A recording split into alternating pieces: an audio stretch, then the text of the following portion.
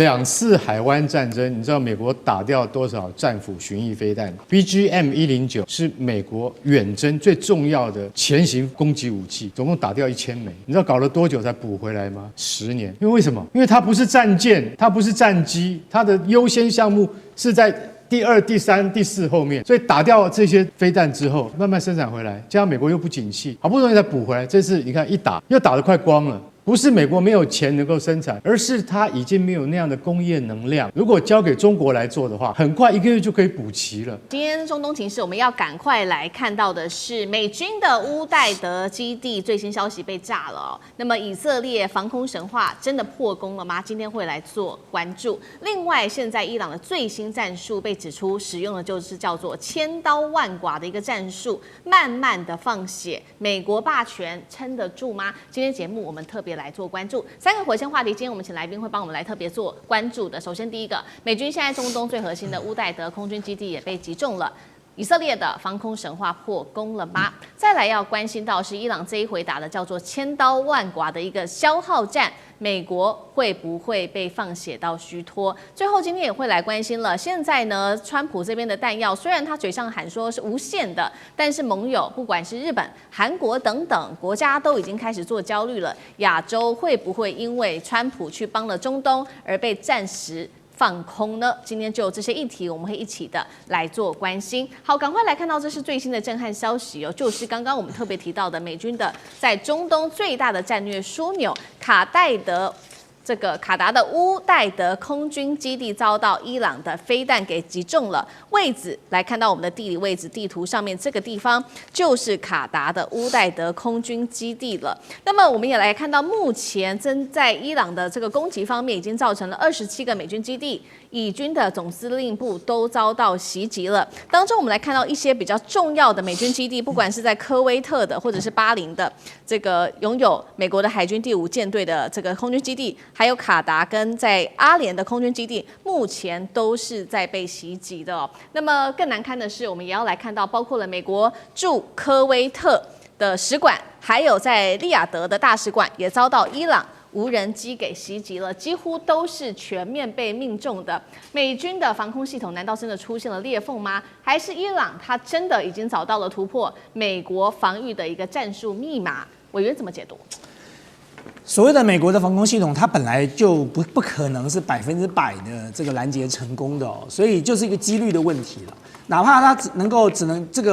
拦截到85%就已经很了不起了，就算能够拦截到90%，这代表还有10%可能会击中哦。所以呢，在这个情况之下，当然对美国所有在波斯湾地区在周边的这些机构啦、基地来讲哦，它绝对不可能因为有防空系统就100%的安全哦，包含以色列也是如此。那么其实这一场这个中东的大战哦，就是当这个美国跟以色列对伊朗发动几乎是灭国战争的时候，某种程度来说，美国就陷入了另外一个绞肉机里了。就美国过去曾经把乌克兰俄乌战争当作了俄罗斯的绞肉机，他希望借着俄乌战争来削弱这个俄罗斯的国力哦，削弱俄罗斯的军力，影响他的财力哦。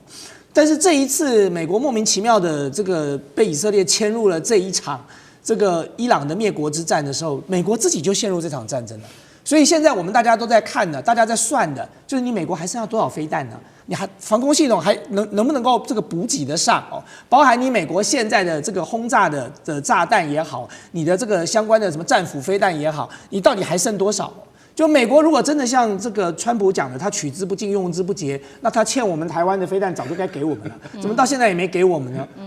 更重要的是说，你光到今天，你就会发现说，甚至连波斯湾的国家都出来这个对美国有维持了，他就说我的防空系统的飞弹已经快用完了，你怎么都不补给呢？你该补上来的，你为什么都不补上来？所以显然看起来。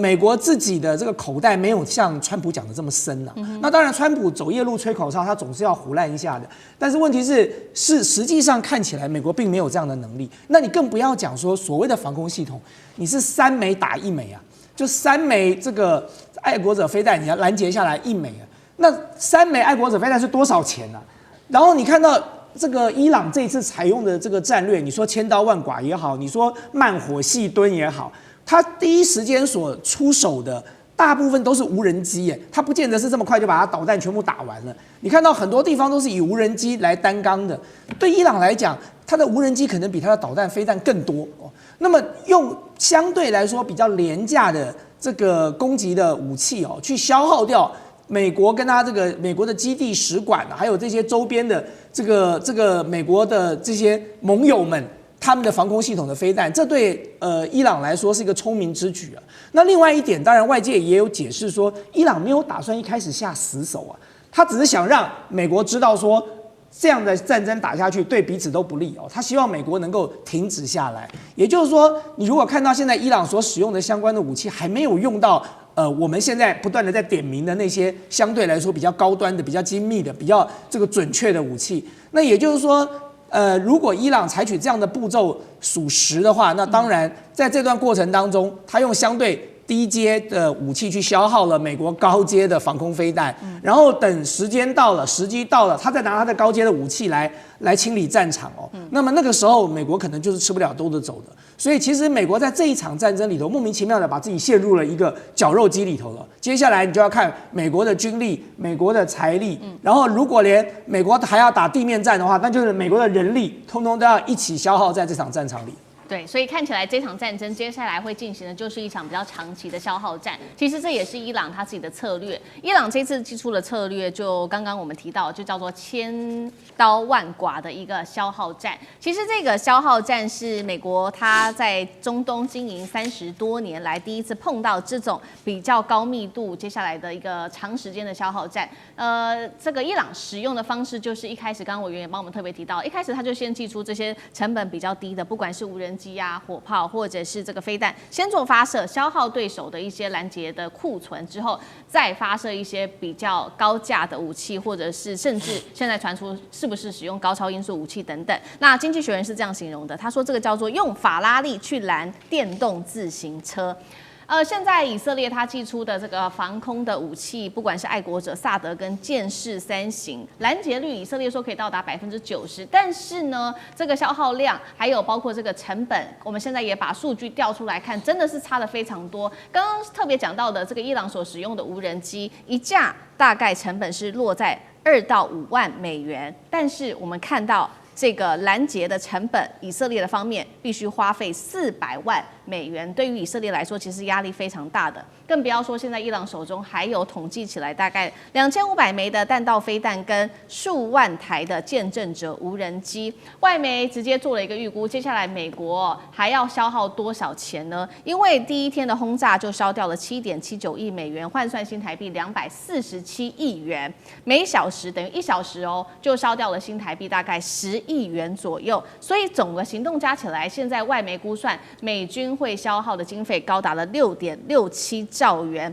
千刀万剐的这个伊朗所使用的这个消耗型的战术，是不是真的能够奏效？美国、以色列挡得住吗？舰长又怎么看？如果我今天是伊朗的决策者，我是高层我要打这场战争的时候，所有我要怎么打这场战争它一定是以己之长，我有什么长处，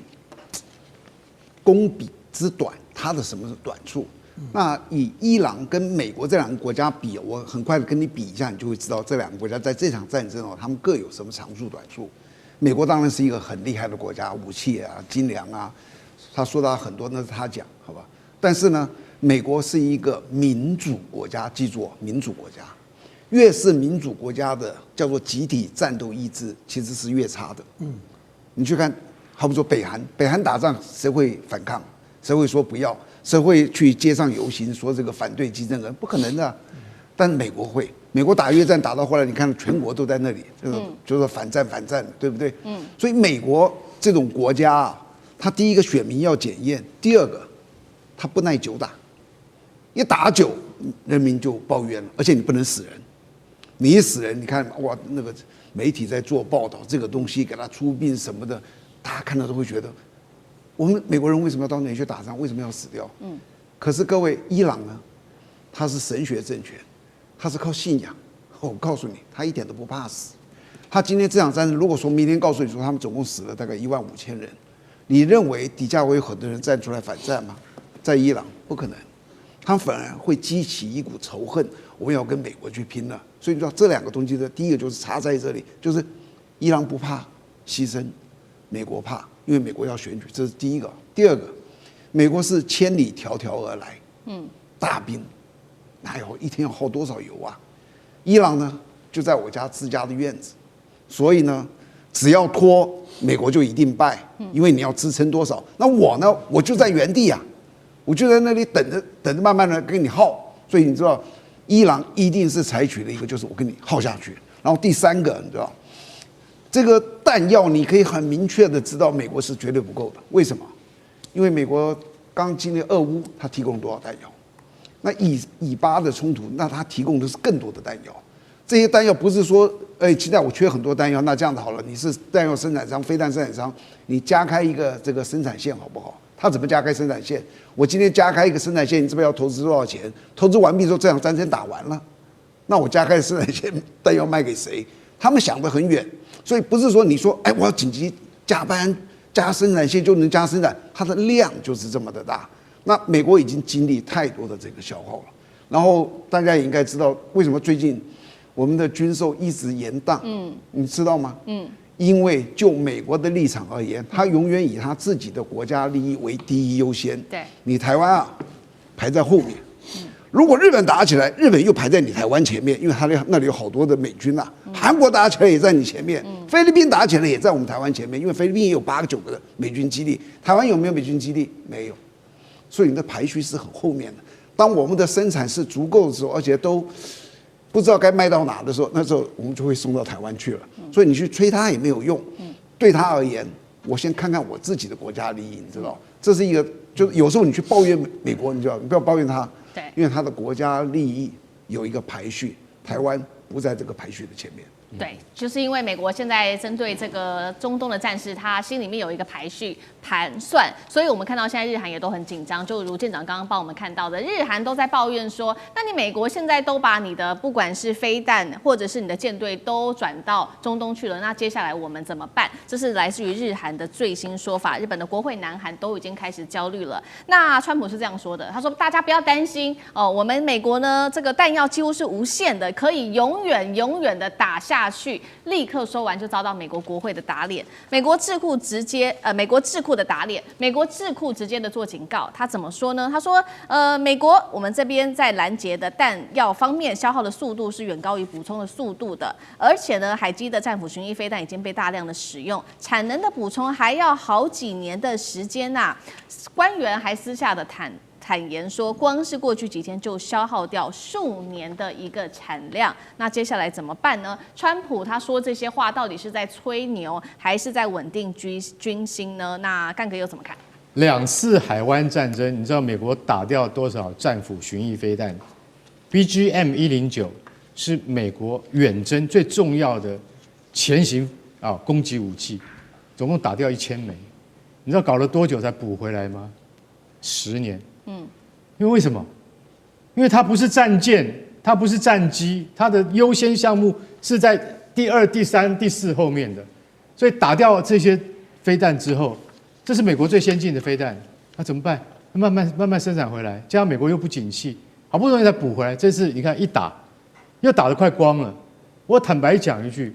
不是美国没有钱能够生产，而是它已经没有那样的工业能量。如果交给中国来做的话，很快1个月就可以补齐了。但是问题是，美国没有这些熟练工人，不知道跑到哪里去了。我再讲一个小故事，就是说在越战高峰的时期，1968年那个时候，你知道吗？美国派驻在越南的战斗机不够了，从哪里调？从台湾调。台湾调什么？调 F5自由斗士式，先去补越南战场。为什么？因为这飞机小轻，可以对地攻击越共，所以叫我们赶快先借20架过去。我说我们台湾怎么没有随便借你飞机？开玩笑，我们面对的是对岸的敌人，是中国大陆那更大的那个敌人。然后美国说没关系，这一趟打完之后，我就给你更好的 F51比 F5A 还要好。结果你知道，我们就真的美国是大哥，我们就真的借了20架给他，没有还过啊。没有还以后也就算了，过了5年我们才拿回来。为什么？我们现在还让台湾来生产。我跟你讲，美国的承诺是没有办法，你没有办法去预算跟估量的，它到底能不能够让你觉得说，我这个交易是什么？是划算的？你不知道啊。所以日本跟韩国现在最害怕，为什么？眼睁睁看你美国就已经打成那样了，那等一下你就会从亚洲掉啊。亚洲第一个掉的是谁？韩国庆尚北道的那个爱国者飞弹，走什么？走去赫姆兹海峡。对。然后呢，那个卡达的那个萨德防御系统快打光了，来，一样也是由韩国的那个萨德防御系统来补充。从美国运来太慢了，我跟你讲，韩国会吓死。日本呢？好，日本的前沿基地、冲绳的基地，他们那边的防空飞弹也要往中东去调。我跟你讲，日本跟韩国是绝对不会答应的啦，说不定到时候还动脑筋动到台湾身上来。难怪我们现在最近股市会大跌。好，我最后讲一个什么？讲一个，我告诉各位，爱国者飞弹刚刚讲的一枚400万美金，去打那个5万美金的见证者无人机，你觉得划算吗？我告诉你，美国还是在这样打，为什么？因为他只在他的战略的守则里面去做他觉得正确的事情。所以我可以告诉各位，那个叫不对称战争，有钱人才打得起来。川普你在大话，我看你什么时候就会发现说，哇，库存光了，没得打。现在中东的战火又要再度燃烧了吗？美国总统川普他又在放话，他说呢，我们正在密切关注伊朗，因为美国有一支强大的舰队，现在正在往伊朗来进发了。那么川普会这样讲呢，其实已经代表了美军想打伊朗的这个目的还是很明确的，并且模拟出了2套的攻击剧本哦。我们来看方案1，是所谓的有限打击，主要是针对这些伊斯兰革命卫队他们所在的军事设施做如这个手术刀般精准的力量去打击，那重点是削弱他们的军事力量。方案2呢，就是要把场面闹得更大，决定性的打击就是发动高强度的军事行动。要把伊朗现在的政权整个翻掉，不翻掉呢就不罢休，这样的一个决定性的打击。好，2种方案呢要来实施都离不开一个重点，就是什么？航空母舰打击群。所以我们也观察到林肯号，它在通过马六甲海峡之后呢，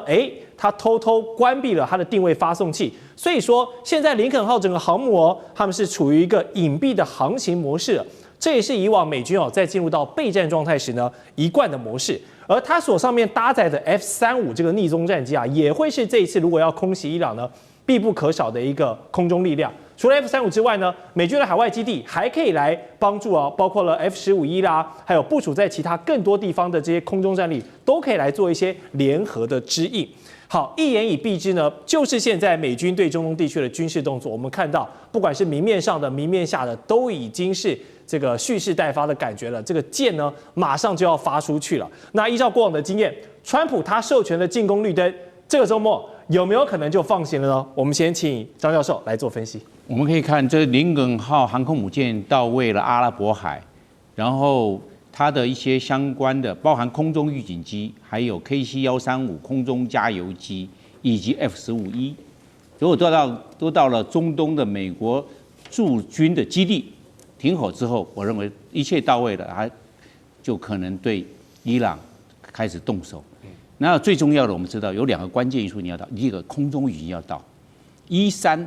跟美国林肯号航母舰人属了 E2D， 这个2个都要起来，因为没有起来，没办法做空中管制，可能有时候会造成误击事件。是，那这个就非常重要。那这2个没有到位之前，我认为还动手的可能性还没有，因为要空中。另外一个我们讲的就是 KC-135空中加油机，因为这个航空母舰不可能太靠近伊朗，因为否则伊朗的地对舰的反舰飞弹会对航母的打击群实施威胁、实施攻击。那它会在它的这个飞弹有效射程一个安全的距离，那这个时候就要空中加油机了。因为空中加油机 F-35也好，或者是咆哮者的战机起来没有经过空中加油，可能在返航油量会不够。所以我认为这2个空中以及空中加油机到位之后，才有可能实施攻击。攻击的方式如何呢？我认为外科手术式。上一次的时候，在1月3号对委内瑞拉实施马杜罗实施这个类似斩首，就把他抓起来送到纽约去准备这个审判了。对，那我认为这是外科手术式。那它的进行的步骤要有4个。第一个，一定要电磁制压，制电子权一定要先强调，对伊朗的防空飞弹电池质压住，那这时候这就可以获得了电战的优势，才会有第二步。第二步，我认为美国会发射战斧巡弋飞弹。所以它这航母打击群为什么要过去？因为它的提康德洛加级的飞弹巡洋舰，以及它的我们所讲航空母舰的飞弹驱逐舰还有护卫舰里面有战斧巡弋飞弹，这个就是对它这个伊朗的重要的雷达站的关通系统、重要的指挥所先做第一级破坏，因为这样子的话，美国才可以掌握空优，先把它的关通系统跟防空飞弹阵地先做破坏。第三步骤才是派战机进入。那派战机就分有两股兵力，第一个 F-35负责制空，因为它逆中战机，空优交给他。F-15负责对地打击重要的目标，因为这些相关摧毁完毕之后，美国经过人造卫星的战果征兆，还有哪些要继续要摧毁，还有哪些重点的目标要继续实施制压，这个时候交给 F-15E， 那 F-15E 就准备过去进入这个伊朗的境内来实施渗透性、穿透性的打击，就是我们讲的这个外科手术室。那会不会有地面部队进入呢？我认为还不会有地面部队，因为地面部队进入的话，会造成美军的伤亡。因为这一次在1月3号的委瑞纳，美国地面部队从来没有动过，就达成了外科手术室的斩首战，把马杜罗抓走。那这一次的话，它最重要的是对伊朗的高层、革命卫队的指挥官以及哈美尼他的宗教领袖，我认为他会实施外科手术室的这种攻击。然后最重要的是情报掌握，所以我要认为美国跟以色列的情报组织摩萨德系统这一方面可能有情报分享的机制，那会把详细的位置经过以色列的掌握，然后告诉美方，美方实施动手，这种可能性最高。所以到时候我们可以知道，那最后面这一次最好扮演最重要的角色是 F-15，因为它是我们讲的炸弹卡车，因为它上面炸的非常多，算是个轻型轰炸机。对，这个也有上一次的话，还有历届都有战果。然后我认为这一次重要的反制目标应该由 F-15E 来做担纲，然后把其他的还没有摧毁的这个伊朗的重要的政治军事的设施来做摧毁。所以我们一看，这是一个有限的战争，不是无限的战争，而且是外科手术的这斩首战。那至于斩首会不会成功，他们会不会藏匿这个9地之下，进入这个我们讲到的这个地下的这个碉堡的指挥所里面，让美军没办法做掌握，或者是就算掌握他在那个地方，但是没办法摧毁他在地底之下，那这是另外一回事情。但是美国会持续掌握到后续继续用兵的姿态，会给伊朗在军事上极限施压。伊朗呢，我们知道内部的这些抗威、游行、抗议、示威，那这个方面都还活动不断，换句话说，伊朗会面对内外的压力。那为了会不会造成它这个内部政权非常大的这方面的威胁？我认为会产生，就变成也类似的这个里应外合，让伊朗政权在这方面可能会倾覆的可能性如何？我认为非常值得观察。好，刚才张教授给我们提出了2个观察的重点，就是电的这个预警机还有加油机，这2点一旦到位呢，美军这个手很快可能就会打下来了。好，面对来势汹汹的美军啊，换作是谁啊，当然都会怕嘛。但是伊朗啊，他们也不好惹，像是武装部的发言人呢，就警告川普，如果有人胆对我们的领袖伸出侵略之手呢，我们不仅会砍断他的手，还会让他们的世界陷入一片火海。哇，你看这话说的很强硬哦。而且伊朗的这个武器库真的能做到这样的底气吗？我们就来盘点一下。伊朗虽然去年呢在跟以色列的对轰中消耗了700枚的飞弹，不过呢他们在美军的估计下，可能还拥有3000枚以上的各类飞弹，其中就包含了这个法塔赫的超高音速飞弹啦、流星3型的弹道飞弹等等，而且射程呢是可以覆盖到2000公里的，整个中东都在射程范围之内。而且日前完成了这个试射啊，有这个高达1万公里的洲际飞弹哦，也是试射成功的，可以直接威胁到美国的本土哦，这个大家伙。那我们都知道呢，另外中国大陆还有俄罗斯也都对伊朗有一些飞弹的资源，我相信这也是美军所忌惮的。那好。我们都知道，现在美军很积极在部署它的 Golden Dome， 它的机穹系统，但是在精穹系统都还没有建制完成的时候，如果这个时候像这位伊朗发言人警告的，你打我，我就让你美国陷入一片火海，防御上做得到吗？美军可以防得了这个伊朗最可能的反击手段大概是什么？来，将军。我们讲了这个美国虽然拟了2套攻击伊朗方案啊，第一个是有限打击，我认为有限打击它没有效哦，在去年6月份已经证明过了嘛。美国跟以色列来讲，对伊朗这个持续的空袭了12天，但是虽然说是也可以称之为有限打击的，但是它现在一样哈，依然又壮大起来了。你所以有限打击是没有效的。第二个来讲，决定性的打击，我觉得它做不到。为什么美国做不到呢？因为如果说你没有地面部队进去，那你根本做不到。你光想要靠空中的力量屈服敌人的意志，或许对一些国家你可以做得到，但对伊朗这个国家，你光靠空袭是屈服不了他的意志的，因为他有很强烈的这个宗教的思想在里面那如果说你没有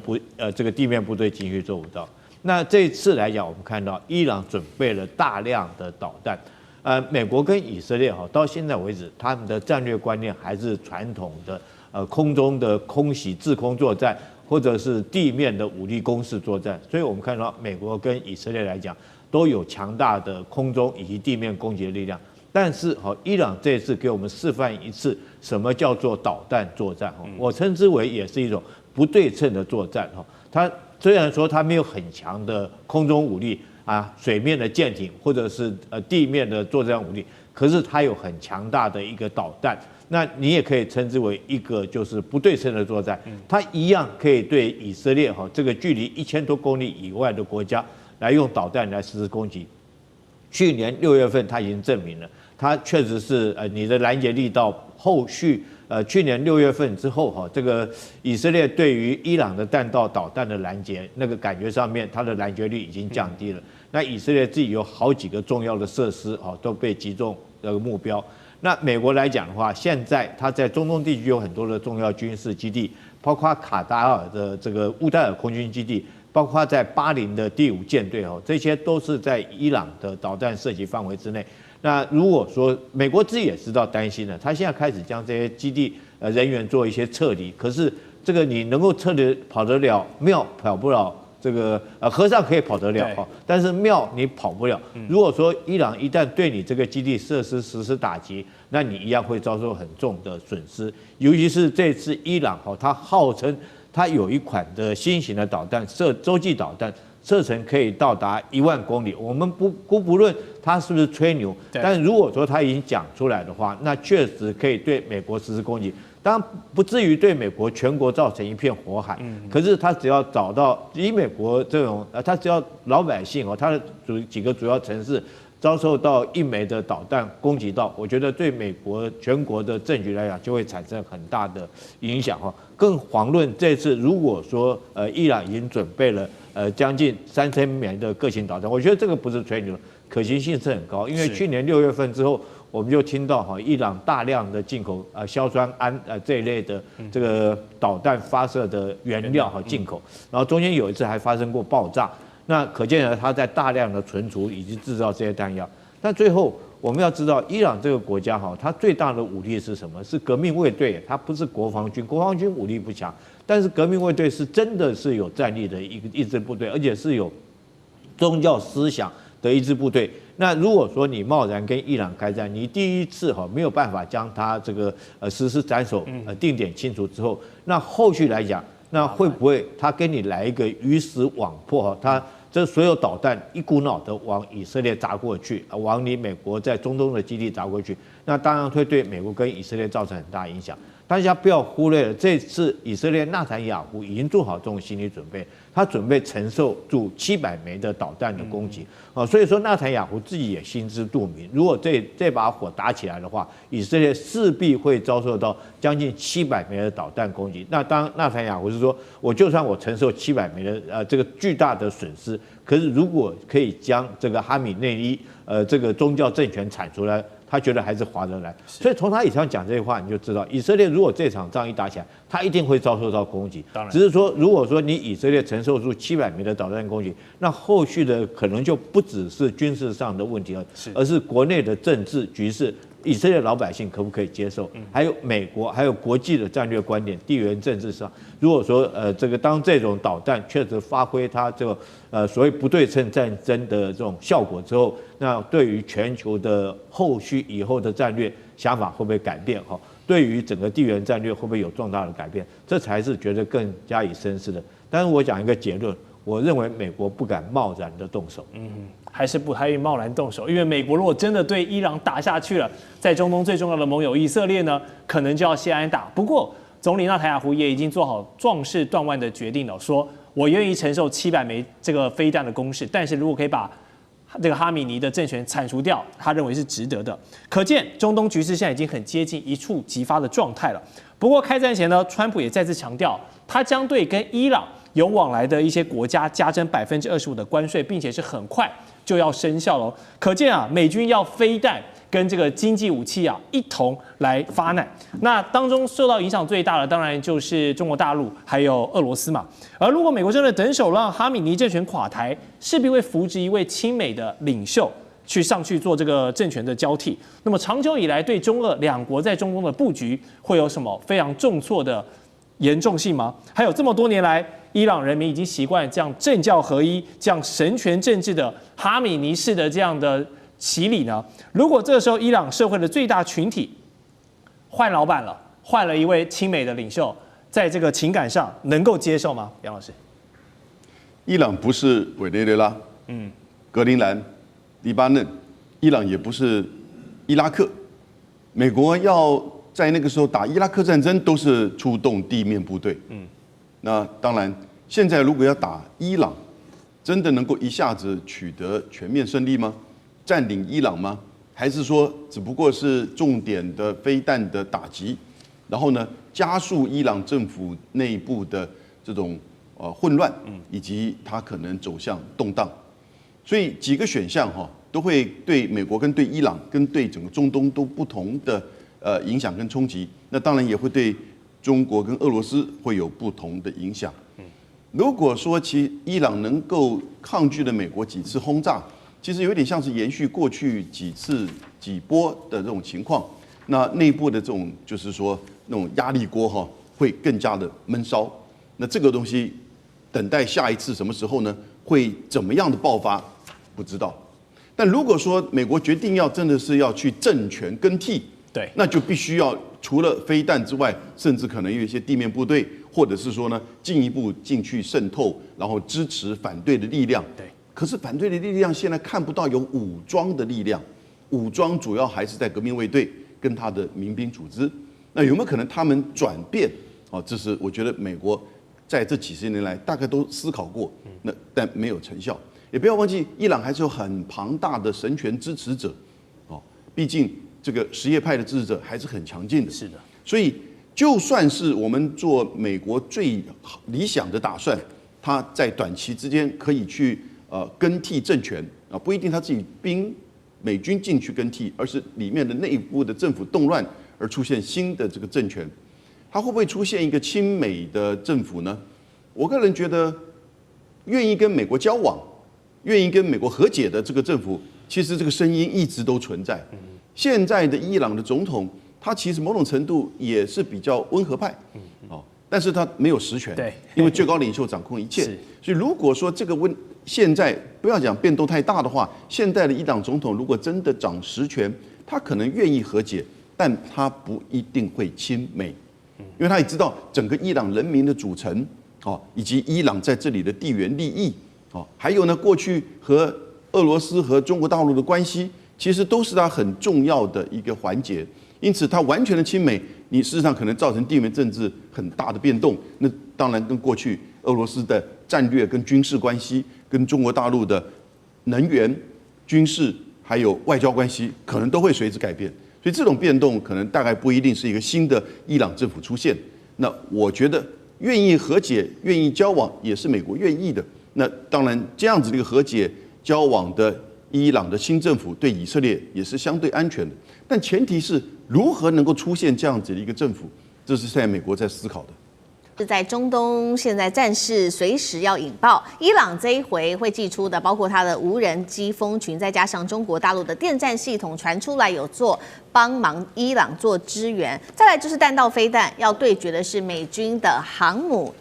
中美2-1走到开火的边缘了吗？今天会一起的来做关注。我们赶快来看到是最新消息，来自于今日以色列报最新揭露的美军在中东，他说呢，兵力所有的布局都已经完全的全方位到位了。赶快来看到目前美军方面做了哪一些准备。等一下我们也会看到伊朗则是完全的备战，又准备了哪一些在武器上面的细节。先来看到美军方面，林肯号正式抵达中东，随行的包括了6艘伯克级的驱逐舰，还有2艘的核潜舰，据传也在这当中。而第2艘航母现在呢，更是已经在路上了。林肯号包括它的甲板上，我们可以看到，其实已经布满了各个型号的战机，这当中包括了 F-35C 逆中战机，还有超级大黄蜂等等。另外就是这个林肯号航舰打击群核心的战力，这边根据了解都是来自于多艘满载战斧飞弹的伯克级飞弹驱逐舰，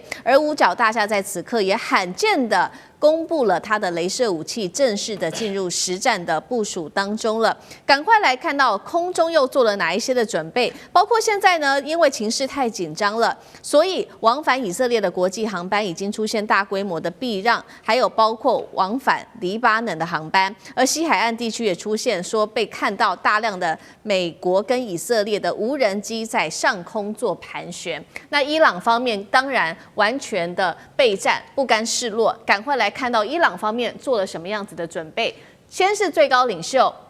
哈米尼已经进入到地下碉堡，在碉堡内说要指挥作战。革命卫队也将大量的悬挂国旗放在他的舰艇上面，推进阿曼湾的周边关键航道，警告川普，伊朗已经随时都准备好要开火了。而现在来自于军事网站，军事专家也做了一个分析，其实就算美军到现在部署了非常多的准备，但是对于美军来说，其实是充满各种的压力的。来看到伊朗部署了哪一些武器让美军倍感压力，包括无人机蜂群，预估会做饱和性的攻击，针对不同的航母。而伊朗的导弹一次发射可以达到数十甚至是上百枚，在对于美军来说，拦截是一个事情是非常消耗的。另外，补给线也会是美军的致命弱点。伊朗也公布了射程超过了6000公里的新型洲际弹道导弹的影片，但是未经外界的证实。最后来看到是传出呢，中国大陆为伊朗提供这种新型的电战设备，是可以探测甚至干扰到的是美方提供给伊朗的这一种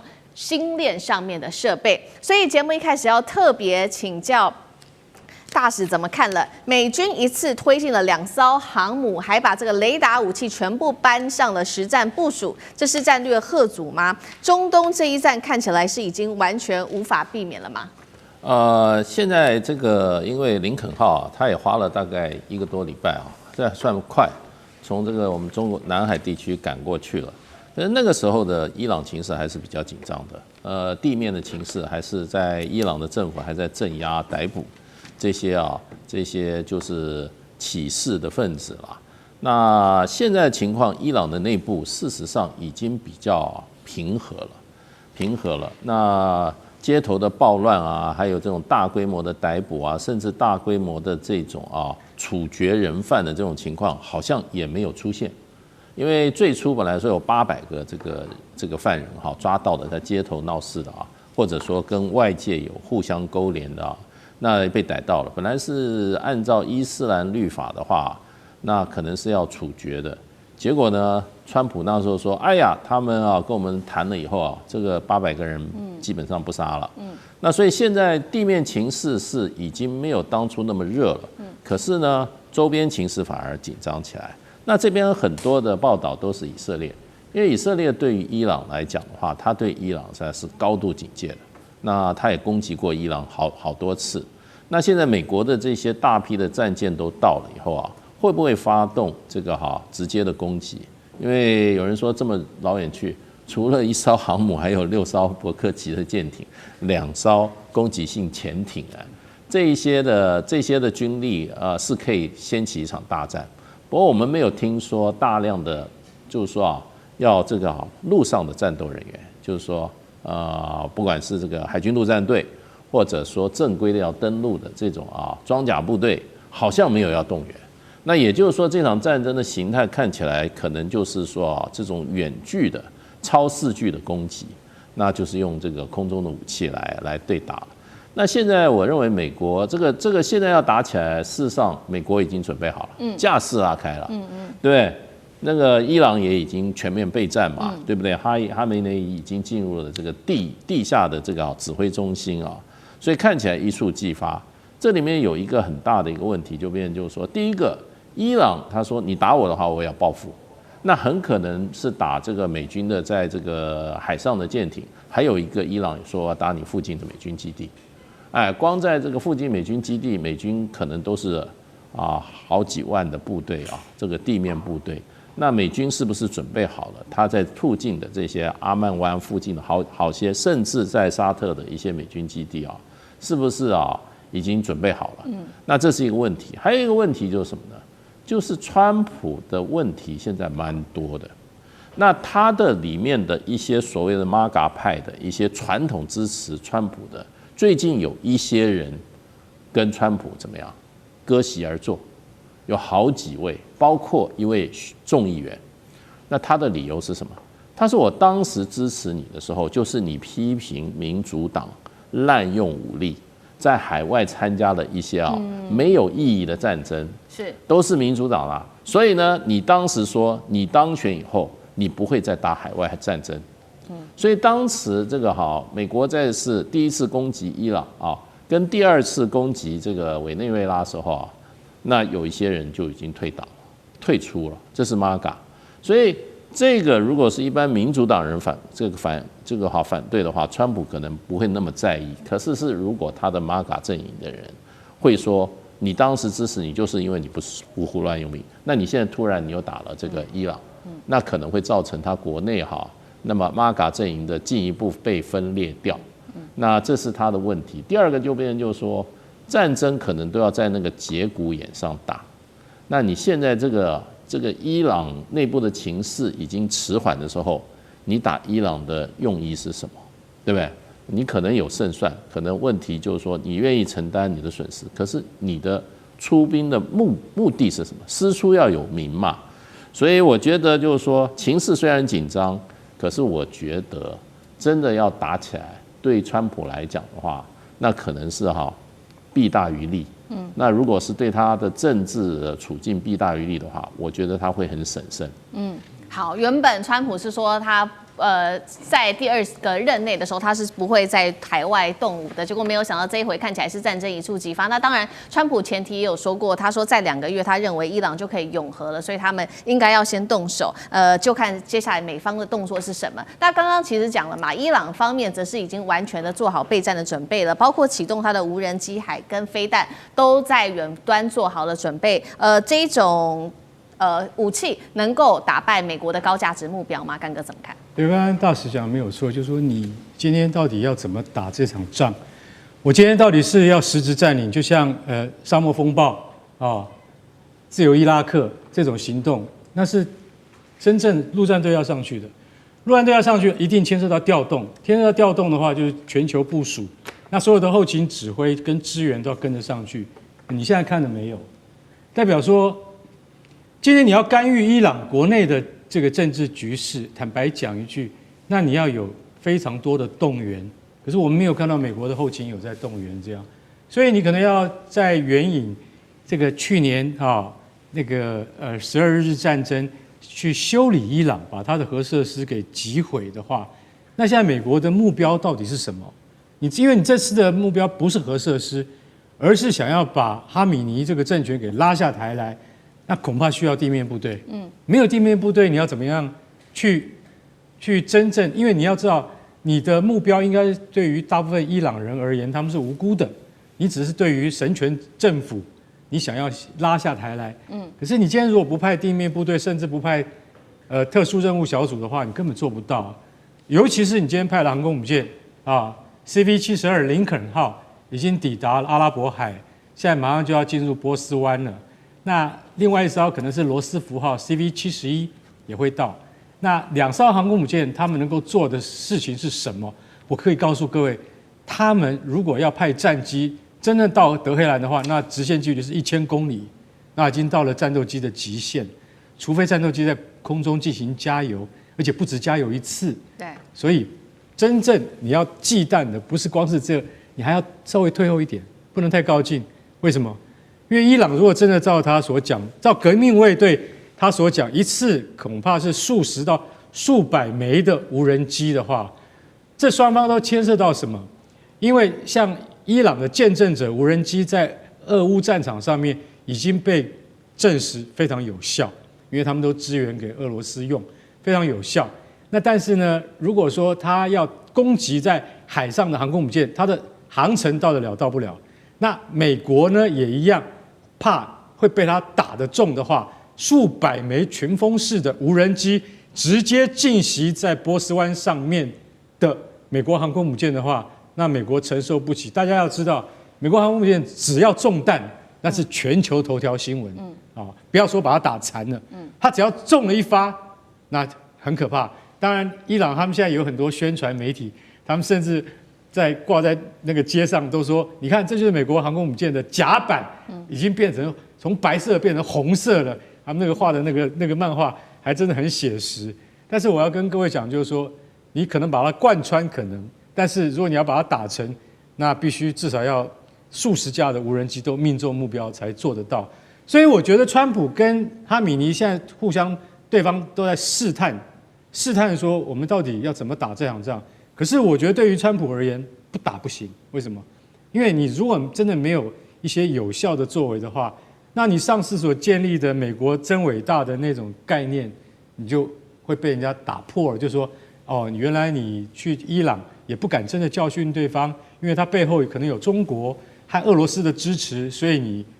也顾此失彼，你会担心，你不敢真正的出手去教训伊朗。这就是川普他必须要去思考，他接下来他能不能够在他的大国博弈之中真的能够赢得胜利。所以对于伊朗的态度究竟是什么？我们现在很值得观察的是，只剩下几天了，美军已经到了前线，不可能中途说没事了，对，回来不行嘛，你一定要做一些事情嘛，你要像以前打伊斯法罕的地下核设施一样，今天我也打了哈米尼在革命卫队的